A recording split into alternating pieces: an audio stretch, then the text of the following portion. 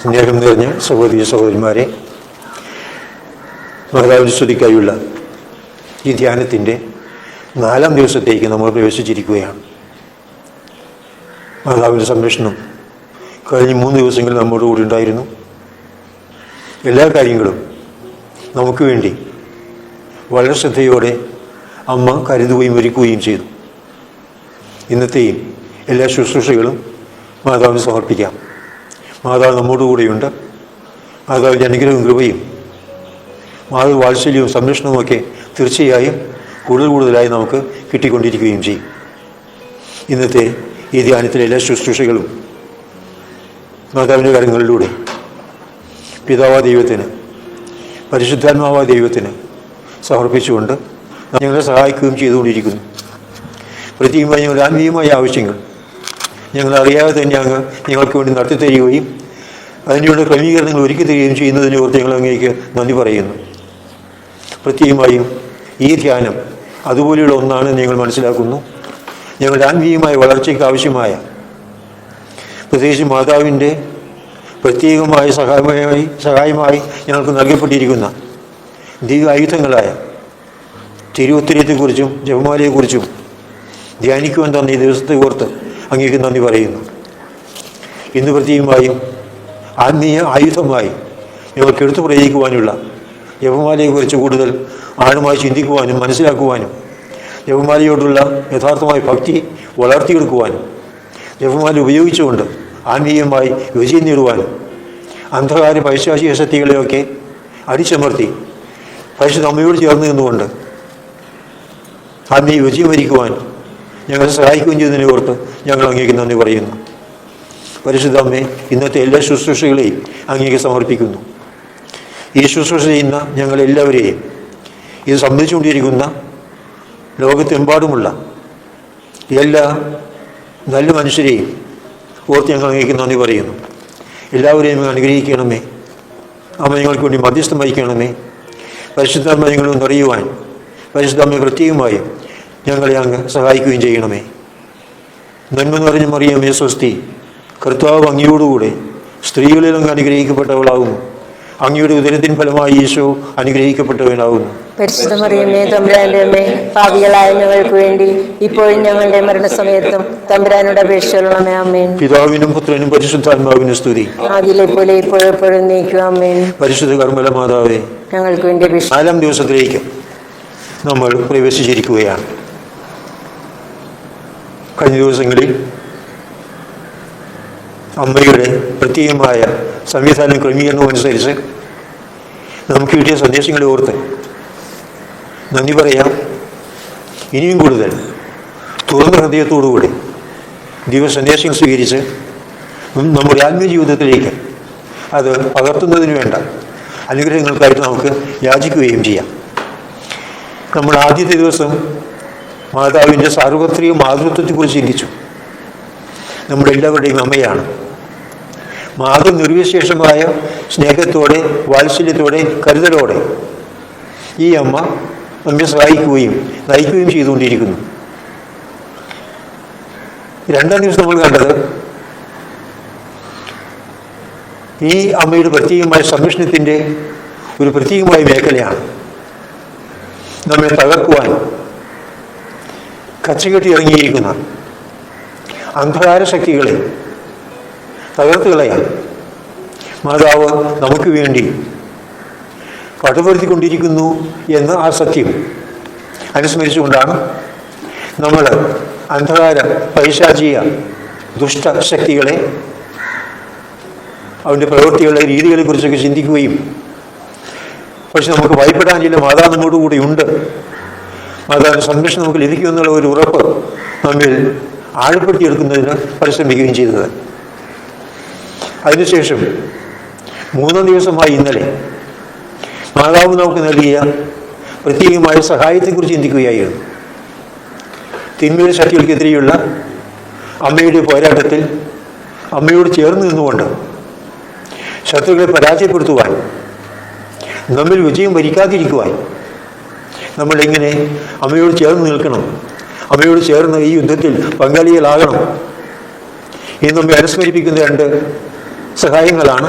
മാതാവ് നൽകിയ പ്രത്യേകമായ സഹായമാണ് ഉത്തിരിയവും ജപമാലയും. ഇന്നലെ നമ്മൾ ഉത്തിരിയത്തെക്കുറിച്ച് ചിന്തിച്ചു.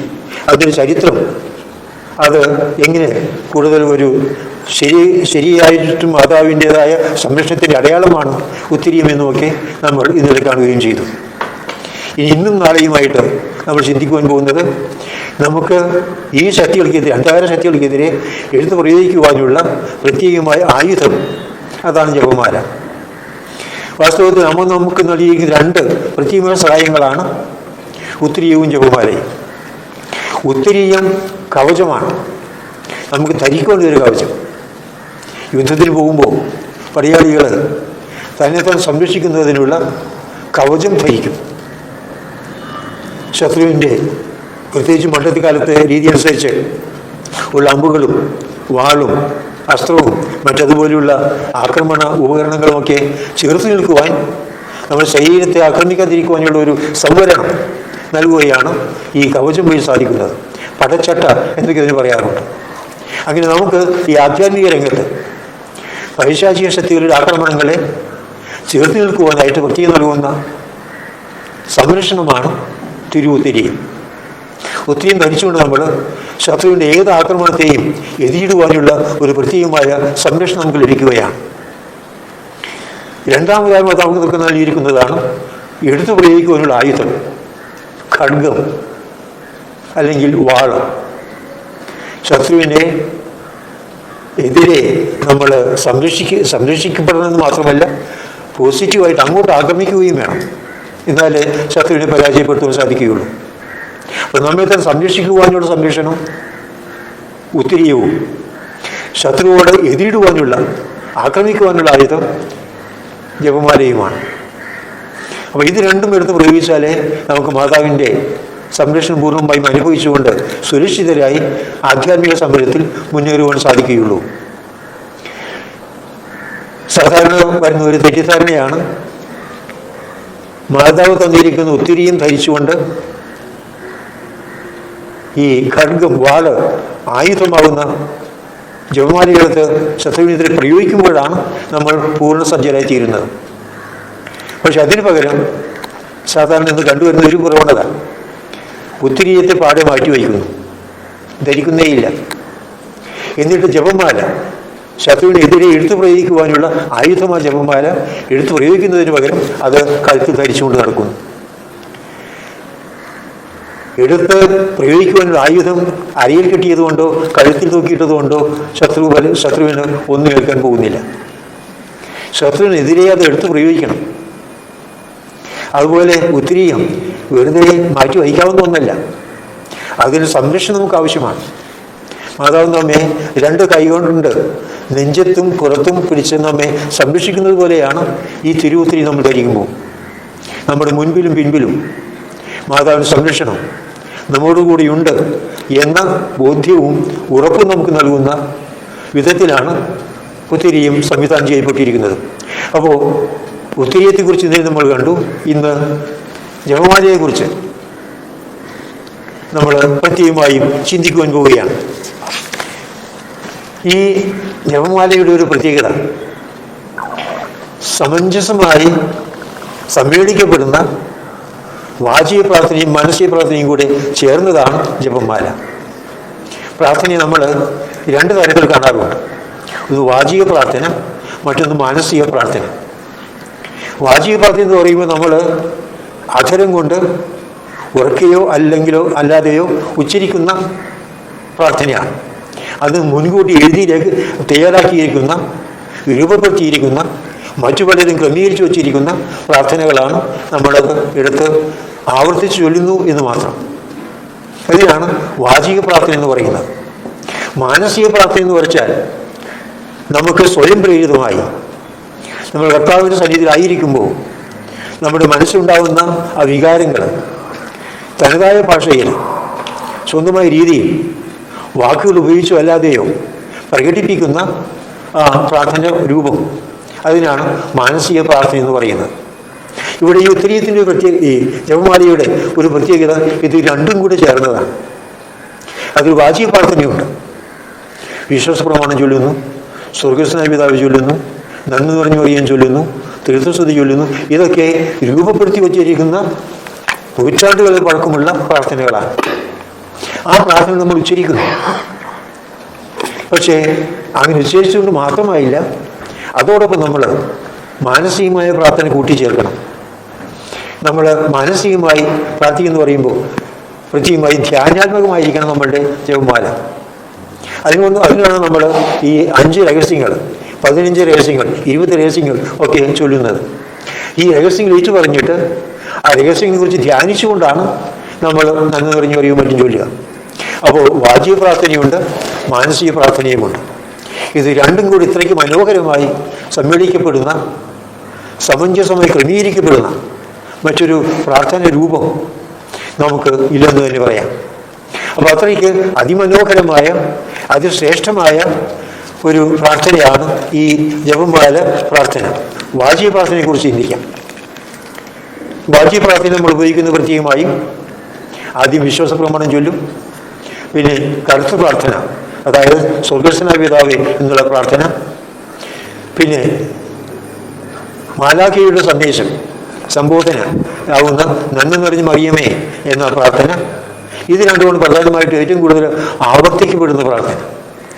പലരും ഈ പ്രാർത്ഥനയെക്കുറിച്ച്, ജപമാലയെക്കുറിച്ച് പറയുന്ന ഒരു ആരോപണം, ഇത് വെറും യാന്ത്രികമായ ആവർത്തനമാണ്. ഹൃദയവും മനസ്സും ചിന്തയും ബുദ്ധിയും ഒന്നും അതിലില്ല. ഒരു ശൂന്യമായ, വെറും ഉണക്കയായ വാക്കുകൾ ഹൃദയത്തെ സ്പർശിക്കാതെ ആവർത്തിച്ചിടുമ്പോൾ അത് പ്രാർത്ഥനയാവുന്നില്ല. പിന്നെ എങ്ങനെയാണ് ജപമാല പ്രാർത്ഥനയാണ് എന്ന് നമുക്ക് പറയുവാൻ കഴിയുക? ഇത് വാസ്തവത്തിൽ എന്താണ് പ്രാർത്ഥനയെന്നും എങ്ങനെയാണ് ചൊല്ലേണ്ടതെന്നും അറിയാത്തതുകൊണ്ട് വരുന്ന ഒരു ആരോപണമാണ്.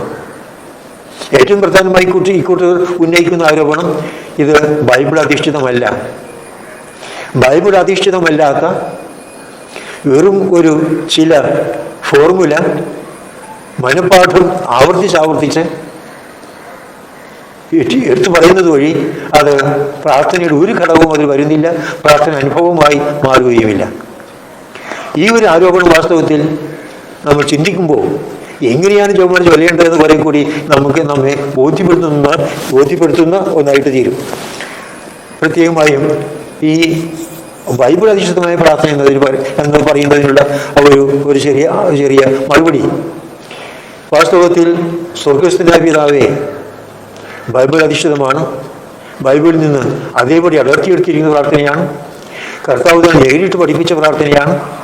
ആ പ്രാർത്ഥനയിൽ ദൈവിക മനുഷ്യൻ്റെ വലിയ ബുദ്ധിയും പ്രാർത്ഥന ചൈതന്യവുമൊക്കെ നിറഞ്ഞു തുളുമ്പുന്ന വിശ്വോത്തരമായ അതിമനോഹരമായ പ്രാർത്ഥനയാണ് സ്വർഗസ്ഥനായ പിതാവേ എന്നുള്ള പ്രാർത്ഥന എന്ന് നമുക്ക് പറയാനാവും. അപ്പോൾ ബൈബിൾ അധിഷ്ഠിതമല്ല എന്ന് പറയുന്നതിൻ്റെ അടിത്തറ തന്നെ അവിടെ തകരുകയാണ്. കർത്താവ് തന്നെ പഠിപ്പിച്ച പ്രാർത്ഥനയാണ്, കർത്താവ് തന്നെ ഉപയോഗിച്ച വാക്കുകളാണ്, ബൈബിളിൽ ഇന്നും അതേപോലെ നിലനിൽക്കുന്ന വാക്കുകളാണ്.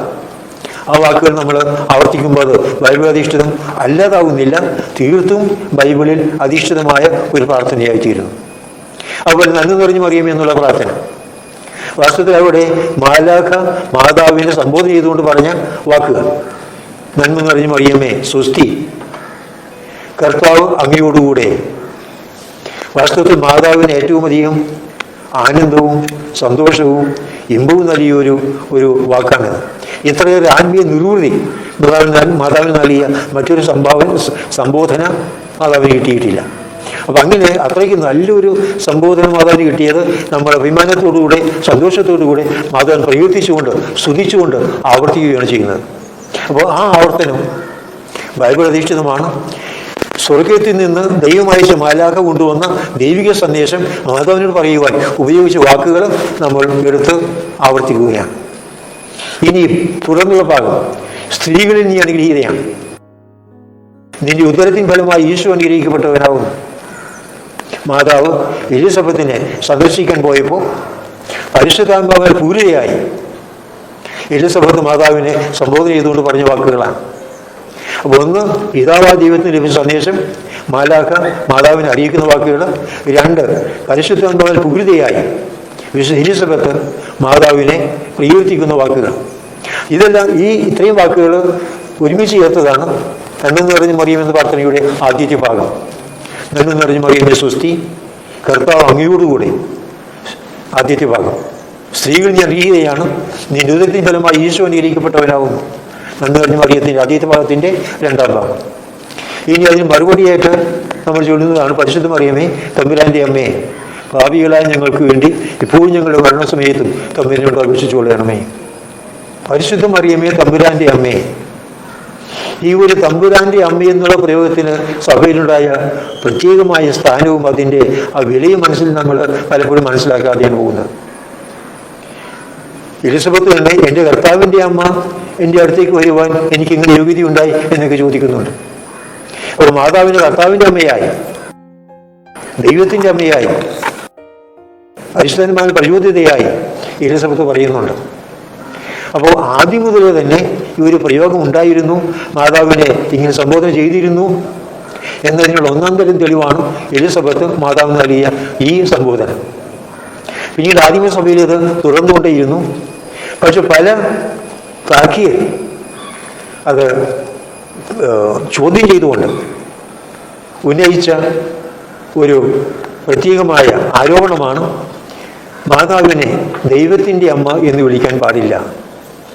അവർ വളരെ ശക്തിയുക്തം വാദിച്ചു, മാതാവ് യേശുവിൻ്റെ അമ്മയാണ് എന്ന് വെച്ചാൽ യേശു എന്ന മനുഷ്യൻ്റെ അമ്മയാണ്, ദൈവത്തിൻ്റെ അമ്മയല്ല. ഒരു മനുഷ്യ വ്യക്തിക്ക് ദൈവത്തിൻ്റെ അമ്മയാകാൻ സാധിക്കുകയില്ല. ഈ വാദം മുറുകി വന്നപ്പോൾ വിശ്വാസികളായ കത്തോലിക്കര്, ക്രൈസ്തവര് വളരെ താല്പര്യപൂർവ്വം അപേക്ഷിക്കുകയും ഉന്നതങ്ങളും മാർപ്പാപ്പയ്ക്കും മെത്രന്മാർക്കുമൊക്കെ നിവേദനം അയക്കുകയും ചെയ്തു. ഈ മാതാവിനെ ദൈവത്തിൻ്റെ അമ്മ എന്ന് വിളിക്കുന്നതിൽ തെറ്റുണ്ടോ? ഞങ്ങൾക്കതിനെ വിളിക്കാൻ പാടില്ലേ? കാര്യത്തിൻ്റെ ഗൗരവം കൂടുതൽ ആഴമായി വളരുന്നു. സഭാ ശത്രുക്കൾ, മാതാവിൻ്റെ മാതൃത്വത്തെ തള്ളിപ്പറയുന്ന ശത്രുക്കൾ കൂടിക്കൂടി വരുന്നു. അവരുടെ പ്രചാരം കൂടുതൽ പ്രചരിച്ചു വരുന്നു. ഇങ്ങനെ വന്നപ്പോൾ ഒരു കൗൺസിൽ വിളിച്ചു കൂട്ടുകൊണ്ട് തന്നെ തീരുമാനിച്ചു. അങ്ങനെയാണ് ക്രിസ്തു വർഷം 431 ആണ്ടിൽ, അത്രയ്ക്ക് പഴം 5-ാം നൂറ്റാണ്ടിൽ നടക്കുന്ന സംഭവമാണ്. അന്ന് ഈ കൗൺസിൽ എഫേസൂസിൽ വെച്ച് കൂടിയ സുനദോസ്, ആ സുനദോസിൽ വെച്ചാണ് വളരെയേറെ ചർച്ചകൾക്കും കാര്യ പ്രസക്തമായ പഠനങ്ങൾക്കും വിലയിരുത്തലുകൾക്കും പ്രാർത്ഥനകൾക്കുമൊക്കെ ശേഷം കൗൺസിൽ തീരുമാനമാണ് മാതാവിനെ ദൈവത്തിൻ്റെ അമ്മ എന്ന് വിളിക്കാം. തെയോത്തോക്കോസ്, അതാണ് ഗ്രീക്ക് ഭാഷയിൽ അതിനുപയോഗിക്കുന്ന വാക്ക്. തെയോസ് എന്ന് വെച്ചാൽ ദൈവം, തെയോസ് തോക്കോസ് ദൈവത്തിൻ്റെ അമ്മ. അപ്പോൾ ഈ തെയോത്തോക്കോസ് എന്ന് വിളിക്കാം എന്ന് നിർവചിച്ചതോടുകൂടെ അവിടെ കൂടി ജനങ്ങൾ മുഴുവൻ സന്തോഷം കൊണ്ട് ഇളകി മറിയുകയാണ്. അന്ന് പറയുന്നത്, ഈ പ്രഖ്യാപനം കഴിഞ്ഞ് പുറത്തേക്കിറങ്ങിയ മെത്രന്മാരെ ജനങ്ങൾ പന്തം കൊളുത്തി പ്രദക്ഷിണമായി തെരുവിലൂടെ പ്രദക്ഷിണമായി കൊണ്ടുപോവുകയും അവരുടെ വാസസ്ഥലങ്ങളിൽ എത്തിക്കുകയും ചെയ്തു എന്നൊക്കെയാണ്. അപ്പോൾ അത്രയ്ക്ക് ആഹ്ലാദത്തോടുകൂടി ദൈവജനം മുഴുവനും സ്വീകരിച്ച ഒരു വലിയ പ്രഖ്യാപനമാണ് മാതാവിനെ ദൈവത്തിൻ്റെ അമ്മ എന്ന് വിളിക്കാം. അങ്ങനെ ആ ഒരു ദൈവത്തിൻ്റെ അമ്മ എന്ന് ഔദ്യോഗികമായിട്ട് സഭ വളരെ ശക്തമായ, വളരെ ആഘോഷമായി നമുക്ക് നിർവചിച്ചു തന്ന ഒരു വലിയ സത്യമാണ് ദൈവത്തിൻ്റെ അമ്മ. അപ്പോൾ അതാണ് നമ്മുടെ ഈ പ്രാർത്ഥനയിൽ നന്ദി നിറഞ്ഞു മറിയുമെന്ന് പ്രാർത്ഥന ആവർത്തിക്കുന്നത്. പരിശുദ്ധ മറിയമേ തമ്പുരാൻ്റെ അമ്മേ, ദൈവത്തിൻ്റെ അമ്മേ, holy Mary mother of God. അങ്ങനെ ദൈവത്തിൻ്റെ അമ്മയെന്ന് വിളിക്കാനായിട്ട് വിളിച്ചുകൊണ്ട് പ്രാർത്ഥിക്കുന്ന ഒരു പ്രത്യേകമായ അനുവാദവും അതിൽ അങ്ങനെ പ്രാർത്ഥിക്കുന്ന ഒരു പ്രത്യേകമായ അഭിമാനവും ഒക്കെ നമുക്ക് നൽകുന്ന ഒരു പ്രഖ്യാപനമായിരുന്നു അത്.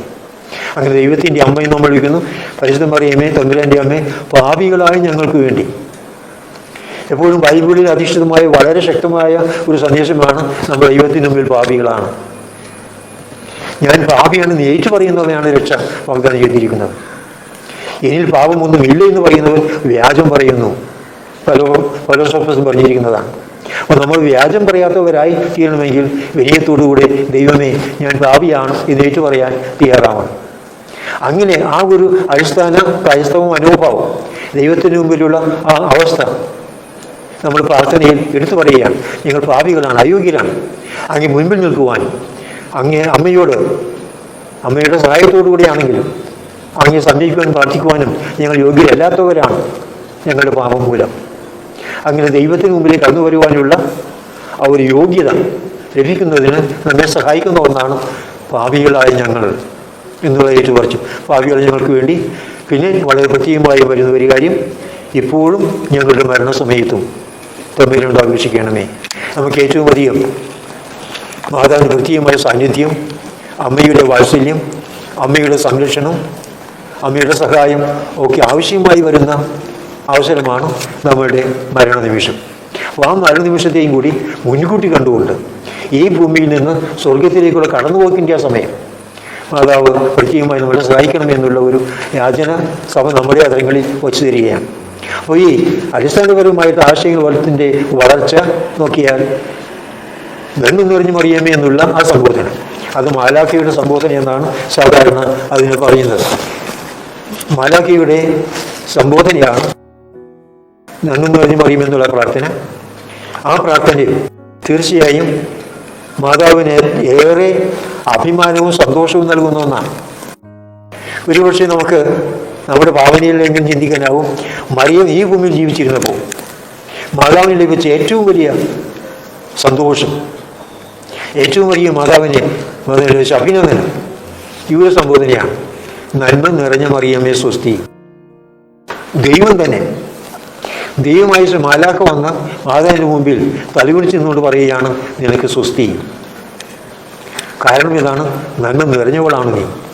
അപ്പോൾ ദൈവത്താൽ നന്മ നിറഞ്ഞവൾ എന്ന് വിളിക്കപ്പെടുക, ദൈവമായ മാലാഖ വന്ന് ആദരപൂർവ്വം തലവെച്ച് നിന്നുകൊണ്ട് നിനക്ക് സ്വസ്തി എന്ന് പറയുന്ന സംബോധന സ്വീകരിക്കാൻ സാധിക്കുക തീർച്ചയായും മാതാവിന് ഏറ്റവും അധികം അഭിമാനവും സന്തോഷവും നൽകിയ ഒരവസ്ഥയാണ്. തുടർന്ന് കിട്ടിയ സന്ദേശം ഇതാണ്, വരാനിരിക്കുന്ന രക്ഷകൻ്റെ അമ്മയാകാൻ നീ തിരഞ്ഞെടുക്കപ്പെട്ടിരിക്കുന്നു. അങ്ങനെ വരാനിരിക്കുന്ന രക്ഷകൻ്റെ അമ്മയായി മാതാവ് അവരോധിക്കപ്പെട്ടു. അതിൽ മാതാവിന് അങ്ങേയറ്റം അഭിമാന സന്തോഷവും ഉണ്ടാവും. അപ്പം ഇങ്ങനെയൊക്കെ മാതാവിനെ അങ്ങേയറ്റം അഭിനന്ദിക്കുകയും മാതാവിനോടൊപ്പം സന്തോഷിക്കുകയും മാതാവിൻ്റെ സന്തോഷത്തെ നമ്മൾ ഏറ്റുപറയുകയും ഒക്കെ ചെയ്യുമ്പോൾ തീർച്ചയായും മാതാവിൻ്റെ ശത്രുവായ സാത്താന് അടങ്ങിയിരിക്കുവാൻ സാധിക്കുകയില്ല. വളരെ പ്രത്യേകം നമ്മൾ ഓർമ്മിക്കേണ്ട ഒരു കാര്യമാണ്. കാരണം ഏതെൻ തോട്ടത്തിൽ വെച്ച് തന്നെ പറഞ്ഞു, നീയും സ്ത്രീയും തമ്മിലും നിന്റെ സന്തതിയും അവളുടെ സന്തതിയും തമ്മിലും ഞാൻ ശത്രുതയുളവാക്കും. അവൾ നിന്റെ തല തകർക്കും. അവൾ എന്നോ പിന്നീട് അത് തിരുത്തി അവൻ എന്നോ ആക്കുന്നു. എന്തായാലും അവൾ എന്ന് പറഞ്ഞാൽ മാതാവ് നിന്റെ തകർക്കും, അവനെന്ന് പറഞ്ഞാൽ ആ സ്ത്രീയുടെ സന്തതി ആയ കർത്താവായ യേശു നിന്റെ തല തകർക്കും. അപ്പം ഇങ്ങനെ സർപ്പത്തിൻ്റെ തലയെ തകർക്കുന്ന ആ വലിയ സർപ്പത്തിൻ്റെ പരാജയത്തെ വിളിച്ചു പറയുന്ന ഒരു സംഭവമാണ് ഏതെൻ തോട്ടത്തിൽ വെച്ച് ഉണ്ടായ ഈ ദൈവത്തിൻ്റെ അരുളപ്പാട്. ദൈവം തന്നെ സാത്താനോട് പറഞ്ഞ വാക്കുകളാണ്. അപ്പോൾ ഈ ശത്രുത എന്നും സാത്താൻ്റെ മനസ്സിലുണ്ട്. അത് എടുത്തു കളയുവാൻ ആർക്കും ആവില്ല. മാതാവിന് ശത്രുവായിട്ടല്ലാതെ സാത്താനെ കാണുവാൻ സാധിക്കുകയില്ല. ഈ മാതാവാണ് വാസ്തവത്തിൽ സാത്താൻ നിതാന്ത ശത്രുവായി മാറിയിരിക്കുന്നത്. സാത്താൻ വളരെ തന്ത്രപൂർവം പരിശ്രമിച്ച് ആദാമിനെ കൊണ്ട് പാപം ചെയ്യിച്ചു, ദൈവത്തിൻ്റെ കൽപ്പന ലംഘിക്കുവാൻ പ്രേരിപ്പിച്ചു, അതിലേക്ക് അവരെ നയിച്ചു. ഇതിന് ഘടകവിരുദ്ധമായി നിന്നത് മാതാവാണ്. അതാണ് രണ്ടാമത്തെ ഹൗവ എന്ന് മാതാവിനെ വിളിക്കുന്നത്. ഹൗവ ചെയ്തു വച്ച വരുത്തി വച്ച വിന പൂർണ്ണമായും ഇല്ലായ്മ ചെയ്യുവാനും അതിന് നേരെ വിപരീതമായി മനുഷ്യകുലത്തിന് നഷ്ടപ്പെട്ടു പോയ നന്മ മുഴുവനും അതിനുപരിയായി തിരികെ നൽകുവാനും മാതാവ് നിലകൊള്ളുന്നു. മാതാവിൻ്റെ പ്രത്യേകമായ സാന്നിധ്യവും ഇടപെടലും അതിന് കാരണമായി തീരുകയും ചെയ്യുന്നു. ഒരു സാധാരണ സംബന്ധം നോക്കിയാൽ ഏവ ഹൗവ എന്ന പദത്തിന് ഇംഗ്ലീഷിൽ പറയുന്ന വാക്കാണ് ഏവ, EWA, ഏവ, ഈവ എന്നൊക്കെ പറയാം. ഈ EVA, ഏവ എന്ന വാക്ക് അതിന് 3 അക്ഷരങ്ങൾ മറിച്ചിട്ടാൽ AVE എന്നാവും, ആവേ എന്നാവും. അപ്പോൾ ഏവ മറിച്ചിട്ടാൽ ആവയാവും. ഹവ്വായിയുടെ വാക്ക് ആവേ മറിയത്തെ സ്തുതിക്കുവാൻ നമ്മൾ ഉപയോഗിക്കുന്ന വാക്ക്. ഹവ്വായിക്ക് നേരെ വിപരീതമായി നിലകൊള്ളുന്ന, പേരിൽ പോലും നിലകൊള്ളുന്ന ഒരു വ്യക്തിയാണ് പരിശുദ്ധ കന്യകാമറിയം. ഈ മാതാവിന് നാമം കേൾക്കുകയോ മാതാവിൻ്റെ രൂപം കാണുകയോ മാതാവിനെ വണങ്ങുന്നവരെ കാണുകയൊക്കെ ചെയ്യുമ്പോൾ സാധാരണ ഏറ്റവും അധികം കോപവും വിദ്വേഷവും നീരസവും അവജ്ഞയും വെറുപ്പുമൊക്കെയാണ്. അതുകൊണ്ടാണ് സാത്താൻ മാതാവിനെ ബഹുമാനിക്കുന്നവരെ, ആദരിക്കുന്നവരെ ഇത്രയേറെ വെറുക്കുകയും ചെയ്യുവാൻ കാരണം. അപ്പോൾ മാതാവ് നമ്മളോടൊക്കെ ശത്രുതയുണ്ട്. കാരണം ഇതാണ്, നമ്മൾ മാതാവിനെ വണങ്ങുന്നവരാണ്, നമ്മൾ മാതാവിനെ സ്നേഹിക്കുന്നവരാണ്, മാതാവ് ചെയ്ത നല്ല കാര്യങ്ങൾ ഓർത്ത് സന്തോഷിക്കുന്നവരാണ്, അഭിമാനിക്കുന്നവരാണ്. ഇത് ഒരിക്കലും സാത്താൻ അംഗീകരിക്കാൻ സാധിക്കുകയില്ല. അതുകൊണ്ടാണ് ഈ നന്മ നിറഞ്ഞു മറിയുമെന്ന് പ്രാർത്ഥന ചൊല്ലുമ്പോൾ സാത്താൻ ഏറ്റവും അധികം ഭയന്ന് വിറക്കുന്നു എന്നാണ് പറയുന്നത്. നമ്മൾ ജപമാല ചൊല്ലുമ്പോൾ 153 മണി ജപം എന്നാണ് നേരത്തെ പറഞ്ഞിരുന്നത്. അതായത് സന്തോഷകരമായ രഹസ്യങ്ങൾ, ദുഃഖകരമായ രഹസ്യങ്ങൾ, വിജയത്തിൻ്റെ മഹിമയുടെ രഹസ്യങ്ങൾ, 5 വീതം, അങ്ങനെ 15 രഹസ്യങ്ങൾ. 15 180 നന്മ നിറഞ്ഞു മറിയും. പിന്നെ തുടക്കത്തിൽ ചൊല്ലുന്ന 3 നന്മ നിറഞ്ഞവരും കൂടി 153 നന്മ നിറഞ്ഞ മറിയുമാണ് നമ്മൾ ചൊല്ലിയിരുന്നത്. ഇപ്പോൾ അത് 203 കാരണം 5 രഹസ്യങ്ങൾ കൂടെ ജോൺ പോൾ രണ്ടാമൻ മാർപ്പാപ്പ കൂട്ടിച്ചേർന്നു. അതാണ് പ്രകാശത്തിൻ്റെ രഹസ്യങ്ങൾ. അപ്പോൾ ഒരു പൂർണ്ണ ജപമാല ചൊല്ലുമ്പോൾ, പഴയ രീതിയിലാണെങ്കിൽ 153 മണി ചൊല്ലുമ്പോൾ, ഇപ്പോഴത്തെ രീതിയിൽ പൂർണ്ണ ഉത്തരീയം ജപമാല എന്ന് പറയുമ്പോൾ 203 മണിയായി. ഒരു പൂർണ്ണ ജപമാല ചൊല്ലുമ്പോൾ 203 പീരങ്കികൾ, വെടിയുണ്ടകൾ സാത്താൻ്റെ കോട്ടയിൽ ചെന്ന് പതിക്കുന്നതിന് തുല്യം എന്നാണ് പറയുക. സാത്താൻ്റെ കോട്ട തകരാൻ ഈ ജപമാല ചൊല്ലുക എന്നതാണ് ഏറ്റവും വലിയ ശക്തമായ സുനിശ്ചിതമായ വിജയമാർഗം സാത്താൻ്റെ കോട്ടയെ തകർക്കാൻ. അതുപോലെ സാത്താൻ തന്നെ ഫാദർ ഗബ്രിയേൽ അമോസ് പിശാച് ബാധ ഒഴിപ്പിക്കുന്ന ആ ശുശ്രൂഷയ്ക്ക് ഔദ്യോഗികമായി മാർപ്പാപ്പ നിയോഗിച്ചിരുന്ന വ്യക്തിയായിരുന്നു. അദ്ദേഹം വളരെയധികം 10,000-കണക്കിന് ഭൂതോച്ചാരണ ശുശ്രൂഷകൾ നടത്തിയിട്ടുണ്ട്. അങ്ങനെ നടത്തുന്ന പലപ്പോഴും ഈ സാത്താനുമായിട്ട്, ഒഴിച്ചു കളയുന്ന സാത്താനുമായിട്ട് സംസാരിക്കുമ്പോൾ പൂർണ്ണ മനസ്സോടെ അല്ലെങ്കിലും സന്തോഷത്തോടെ അല്ലെങ്കിലും സാത്താൻ ചില കാര്യങ്ങൾ ഏറ്റു പറയും. അങ്ങനെ പറഞ്ഞ കാര്യങ്ങളിലൊന്നാണ് ജപമാലയുടെ ശക്തിയും ചൈതന്യവും എത്രമാത്രമെന്ന് കത്തോലിക്ക് ധരിച്ചിരുന്നുവെങ്കിൽ, അതനുസരിച്ച് ജപമാല ചൊല്ലിയിരുന്നുവെങ്കിൽ എൻ്റെ സാമ്രാജ്യം പണ്ടേ തകരുമായിരുന്നു. എന്നിട്ടാണ് പറഞ്ഞത്, ഈ ഓരോ നന്മ നിറയും ചൊല്ലുമ്പോഴും ഒരു വലിയ കൂടം കൊണ്ട് എൻ്റെ ശിരസിൽ അടിക്കുന്നതിന് തുല്യമാണ്. അപ്പോൾ വലിയ പീരങ്കി വന്ന് വീഴുന്നത് പോലെയാണ്, വെടിയുണ്ടകൾ പതിക്കുന്നത് പോലെയാണ്, കൂടം കൊണ്ട് അടിക്കുന്നത് പോലെയാണ് എന്നൊക്കെ സാത്താൻ തന്നെ ഏറ്റു പറഞ്ഞിട്ടുള്ള കാര്യങ്ങളാണ്. അപ്പോൾ ഈ രീതിയിൽ നമ്മൾ നോക്കുമ്പോൾ മാതാവിൻ്റെ നാമം ഉച്ചരിക്കപ്പെടുന്നതും മാതാവിൻ്റെ സ്തുതിഗീതികൾ പാടുന്നതും മാതാവിനെ ശ്രദ്ധിച്ചുകൊണ്ടുള്ള ദൈവവചനം ഏറ്റു പറയുന്നതും അങ്ങനെ പ്രാർത്ഥിക്കുന്നതുമൊക്കെ സാത്താന് പരിഭ്രാന്തി ഉളവാക്കുന്നു, പരാജയത്തിലേക്ക് അവൻ തകർന്നു വീഴുന്നു, മാതാവ് വിജയം വരിക്കുകയും ചെയ്യും. മാതാവിനോട് ചേർന്ന് നിൽക്കുവാനുള്ള നമ്മളുടെ ആ വലിയ അനുഗ്രഹം നമുക്കതുവഴി ലഭിക്കുകയാണ്. നമുക്ക് കിട്ടുന്ന ആ ദൈവികമായ അനുഗ്രഹം, മാതാവിൻ്റെ പ്രത്യേകമായ സംരക്ഷണം, അത് മനസ്സിലാക്കിക്കൊണ്ട് തന്നെ ഈ പറഞ്ഞ പ്രാർത്ഥനകൾ, ഇത് ബൈബിൾ അധിഷ്ഠിതമല്ല, പ്രാർത്ഥനയല്ല, പ്രാർത്ഥന അനുഭവമൊന്നുമില്ല, യാന്ത്രികമായ ആവർത്തനമാണ് എന്നിങ്ങനെയൊക്കെ ആരോപണങ്ങൾ ഉന്നയിച്ച് ജപമാല ചൊല്ലുന്നതിൽ നിന്ന് മനുഷ്യനെ അകറ്റി നിർത്തുവാൻ സാത്താൻ പരിശ്രമിച്ചുകൊണ്ടിരിക്കുകയാണ്. അത് നമ്മൾ വളരെ കരുതലോടുകൂടിയിരിക്കണം. സാത്താൻ ഇത്തരത്തിലുള്ള പ്രയോഗങ്ങളിൽ നമ്മൾ മറന്നു പോകാതിരിക്കാൻ. ഈ ജപമാല ചൊല്ലുവാൻ ആരംഭിച്ചത് പ്രത്യേകമായി ഇന്നത്തെ രീതിയിൽ ജപമാലയ്ക്ക് രൂപം കൊടുത്തത് വിശുദ്ധ ഡൊമിനിക്കാണ് എന്ന് പറയപ്പെടുന്നു. അന്ന് അൽവിജൻസിയൻ ഭാഷൻ്റെതാണ്, കൊടികുത്തി വാഴുന്നതാണ്. പ്രത്യേകിച്ച് ഫ്രാൻസിലൊക്കെ ഇത് വളരെ പ്രചാരം നേടുകയും അങ്ങനെ വിശ്വാസികളേറെ സഭയിൽ നിന്നും വിശ്വാസത്തിൽ നിന്നും പിന്തിരിഞ്ഞു പോവുകയും സഭയ്ക്ക് വളരെ വലിയൊരു പതനം സംഭവിക്കും എന്ന് നിലവിലെത്തുകയുമൊക്കെ ചെയ്തപ്പോൾ അതിനെതിരായി പ്രസംഗിക്കുവാൻ ഈ പാഷൻഡോറയുടെ കൂടുതൽ വ്യാപനത്തിന് തടയുന്നതിന് പ്രത്യേകമായി നിയോഗിക്കപ്പെട്ട ആളായിരുന്നു വിശുദ്ധ ഡൊമിനിക്. തൻ്റെ പരിശ്രമം കൊണ്ട് ഒന്നും നടക്കുന്നില്ല, ഈ പാഷൻഡോറയെ പിടിച്ചു കിട്ടുവാൻ സാധിക്കുന്നില്ല, അത് കൂടുതൽ പ്രചാരത്തിലേക്ക് വളർന്നുകൊണ്ടേയിരിക്കുന്നു എന്നറിഞ്ഞപ്പോൾ നിരാശനായെന്ന് വണ്ണം ഈ വിശുദ്ധ ഡൊമിനിക് ടൂളൂസ് എന്ന സ്ഥലത്ത്, ഫ്രാൻസിലെ ടൂളൂസ് എന്ന സ്ഥലത്ത് അതിനകത്തൊരു വലിയ വനത്തിലേക്ക് പിൻവാങ്ങുകയാണ്. ആ വനത്തിൽ ചെന്ന് അദ്ദേഹം 3 ദിവസം തുടർച്ചയായി അതികഠിനമായ തപസ് ചെയ്ത് പ്രാർത്ഥിച്ച് ഈ വലിയ വിനാശത്തെ, അൽബിജൻസിയൻ പാഷണ്ഡതയെ പാടെ തുരുത്തണമേ, സഭയെ രക്ഷിക്കണമേ എന്ന് പ്രാർത്ഥിച്ചുകൊണ്ടിരുന്നു. കഠിനമായ തപസ്സും ഭക്ഷണപാനീയങ്ങളൊന്നുമില്ലാതെയുള്ള 3 ദിവസത്തെ അവിടുത്തെ വാസവും എല്ലാം കൊണ്ട് ക്ഷീണിതനായി അദ്ദേഹം ബോധമില്ലാത്തവണ്ണം നിലത്ത് വീഴുന്നു. അങ്ങനെ അബോധാവസ്ഥയിലായിരിക്കുമ്പോഴാണ് മാതാവിനെ കാണുവാൻ കഴിയുക. എന്നിട്ട് മാതാവ് ചോദിച്ചു, നീ ആഗ്രഹിക്കുന്ന ഈ കാര്യം സാധിക്കുന്നതിന് ഏറ്റവും എളുപ്പമായ മാർഗം എന്താണെന്ന് നിനക്കറിയാമോ? അദ്ദേഹം പറഞ്ഞു, ഇല്ല, എനിക്കറിഞ്ഞുകൂടാ. അങ്ങാണ് ദൈവത്തിൻ്റെ അമ്മ, സ്വർഗത്തിൻ്റെ നാഥ, അങ്ങ് തന്നെ എനിക്ക് പറഞ്ഞു തന്നാലും. അന്നിങ്ങനെ പറഞ്ഞു കൊടുത്തതാണ്, നീ ജപമാല ചൊല്ലുക. എന്നിട്ട് ജപമാലയിൽ ഒരു രീതി പറഞ്ഞു കൊടുത്തു.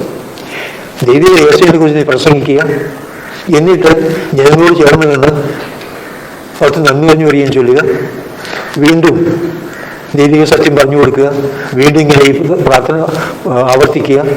ഇതിങ്ങനെ ജപമാലയുടെ ഒരു ഏകദേശ രൂപം മാതാവ് പറഞ്ഞു കൊടുക്കുന്നു. അദ്ദേഹം വളരെ വിജയശീലാർജനായി എന്ന വണ്ണം തൻ്റെ ആഗ്രഹം സാധിക്കും, ഈ ഭാഷണത്തെ ഉന്മൂലനം ചെയ്യാൻ സാധിക്കുമെന്നുള്ള ഉറപ്പോടുകൂടി അദ്ദേഹം തിരിച്ചു വരും. അവിടുത്തെ കത്തീഡ്രലിൽ ചെന്നു അദ്ദേഹം പ്രസംഗിക്കാൻ തയ്യാറായപ്പോഴേക്കും അദൃശ്യരായ മാലാഖമാർ വന്ന് ആ കത്തീഡ്രൽ ദേവാലയത്തിൻ്റെ മണികൾ മുഴക്കി ജനങ്ങൾ പള്ളിയിലേക്ക് ഓടിക്കൂടി അദ്ദേഹം പ്രസംഗിക്കുവാൻ ഒരുങ്ങിക്കൊണ്ടിരിക്കുകയും അതിശക്തമായ ഒരു കാറ്റും മഴയും ഇടിവെട്ടും ഇരുളും ഒക്കെ പടർന്നു. ജനങ്ങളായി എഴുതി വരുന്ന എല്ലാവരും ദേവാലയത്തിലേക്ക് കയറി. കുറെ കഴിഞ്ഞ് അദ്ദേഹം പ്രസംഗിക്കാൻ ആരംഭിച്ചപ്പോൾ ഈ കാറ്റും കൂടുമെല്ലാം ശമിച്ചു. ശാന്തമായി ജനങ്ങൾ ഈ പ്രസംഗം മുഴുവൻ കേട്ടു. അവർക്ക് വളരെ വലിയൊരു മാനസാന്തരമുണ്ടായി. അതേസമയം മാതാവിൻ്റെ ഒരു പ്രത്യേകമായ അടയാളം കൂടി അവിടെ കണ്ടു എന്നാണ് പറയുന്നത്. ആ കത്തീഡ്രലിൻ്റെ പ്രധാന ഭാഗത്ത് ഒരു വലിയ മാതാവിൻ്റെ ഒരു ചിത്രമുണ്ടായിരുന്നു. ആ ചിത്രത്തിൽ നിന്നുകൊണ്ട് മാതാവ് തൻ്റെ കരങ്ങൾ 3 പ്രാവശ്യം മുകളിലേക്ക് ഉയർത്തുകയും താഴേക്ക് കൊണ്ടുവരികയും വീണ്ടും ഉയർത്തുകയും താഴ്ത്തുകയും ഒക്കെ ചെയ്തു. ഇതെല്ലാം ദൈവത്തിന് ശിക്ഷ വരാൻ പോകുന്നു, മനസ്സാന്തരപ്പെട്ട് അമ്മയുടെ മധ്യസ്ഥം തേടി പ്രാർത്ഥിക്കുക, അല്ലെങ്കിൽ നാശം സുനിശ്ചിതം എന്ന സന്ദേശം നൽകുന്നത് എന്നൊരു ബോധ്യം ഇങ്ങനെയോ അവർക്ക് വരികയും ചെയ്തു. അങ്ങനെ അവരൊക്കെ തീക്ഷ്ണമായി ആത്മാർത്ഥമായി പ്രാർത്ഥിച്ചു. തെറ്റിൻ്റെ വഴികളെ അവർ ഉപേക്ഷിച്ചു, സഭയുടെ പണ്ടിലേക്ക് പിന്തിരിഞ്ഞു വന്നു. അങ്ങനെയാണ് അൽബിജൻസിയൻ പാഷണ്ഡതയെ ഉന്മൂലനം ചെയ്യാൻ വിശുദ്ധ ഡൊമിനിക് തൻ്റെ പ്രസംഗം വഴി അന്ന് വിജയിച്ചത്. പിന്നീട് ഏതാണ്ട് 1 നൂറ്റാണ്ട് കാലം ഈ മാതാവിൻ്റെ ഉള്ള ഭക്തി, ജപമാല ഭക്തിയൊക്കെ വളർന്നു വന്നു. അപ്പോഴേക്കും വിശുദ്ധ ഡൊമിനിക് മരിച്ചു കഴിഞ്ഞിരുന്നു. ആദ്യമുണ്ടായിരുന്ന ആ താല്പര്യവും ആവേശവുമൊക്കെ തണുത്തു. ജപമാല ഭക്തി ക്രമേണ അപ്രത്യക്ഷമായി തുടങ്ങി. അപ്പോഴേക്കും വീണ്ടും തിന്മകൾ വളരുവാൻ തുടങ്ങി. ദൈവത്തെ ശിക്ഷയായിട്ട് അവിടെ ഒരു പകർച്ചവ്യാധി വന്നു എന്നൊക്കെയാണ് പറയുന്നത്. എന്നാൽ അതിനുശേഷം അലൻ ഡി റോഷെ എന്ന് പറയുന്ന മറ്റൊരു വൈദികൻ, ഒരു ഡൊമിനിക്കൻ സഭാംഗം, അദ്ദേഹം ഈ പ്രചാരണം, ഈ ജപമാല ഭക്തി പ്രചരിപ്പിക്കുക എന്നുള്ള ദൗത്യം ഏറ്റെടുത്തു. അത് വളരെ ആത്മാർത്ഥമായി അദ്ദേഹം പ്രാർത്ഥിച്ചു. മാതാവിൻ്റെ സഹായം കിട്ടി. വീണ്ടും ഈ ഭക്തി പ്രചരിപ്പിക്കാൻ തുടങ്ങി. അങ്ങനെയാണ് പിന്നീട് ഈ ജപമാല ഭക്തി എങ്ങും പ്രചാരത്തിലായത്. അപ്പോൾ പ്രിയപ്പെട്ടവരെ, നമ്മൾ ഈ ഇതിന് മനസ്സിലാക്കുക, മാതാവിന് പ്രത്യേകമായൊരു സംവിധാനമുണ്ട് ഈ ജപമാലയിൽ. ഒത്തിരിയും ജപമാലയും മാതാവ് നമുക്ക് നൽകിയ 2 വലിയ ആയുധങ്ങളാണ്. നമ്മൾ ഒത്തിരിയും ധരിക്കണം, ജപമാല എടുത്ത് പ്രയോഗിക്കണം. ഒത്തിയും ധരിച്ച് സുരക്ഷിതരായി മാതാവിൻ്റെ മക്കളായി മാതാവിനെ ചേർന്ന് നിന്നുകൊണ്ട് ജപമാലയാവുന്ന ആയുധമെടുത്ത് പ്രയോഗിച്ച് ശത്രുവിൻ്റെ ഏത് വെല്ലുവിളിയും നേരിടുവാൻ സഭയ്ക്ക് അതുവഴി സാധിക്കും. നമുക്ക് സുരക്ഷിതരായി മുന്നോട്ട് പോകാൻ സാധിക്കുകയും ചെയ്യും. അപ്പോൾ ജപമാല കയ്യിലേന്തുക, എടുത്ത് ചൊല്ലുക, സാത്താനെതിരെ പ്രയോഗിക്കുക. ഒത്തിരിയും ധരിച്ചുകൊണ്ട് മാതാവിൻ്റെ സുരക്ഷയ്ക്കായി പ്രാർത്ഥിച്ചുകൊണ്ട് മാതാവിൻ്റെ കാര്യങ്ങളിലേക്ക് നമ്മെ തന്നെ വിട്ടുകൊടുക്കുക. തീർച്ചയായും വളരെയേറെ അനുഗ്രഹങ്ങളും കൃപകളും അതുവഴി നമുക്ക് ലഭിക്കും. പിതാവിൻ്റെയും പുത്രൻ്റെയും പരിശുദ്ധാത്മാവിൻ്റെയും നാമത്തിൽ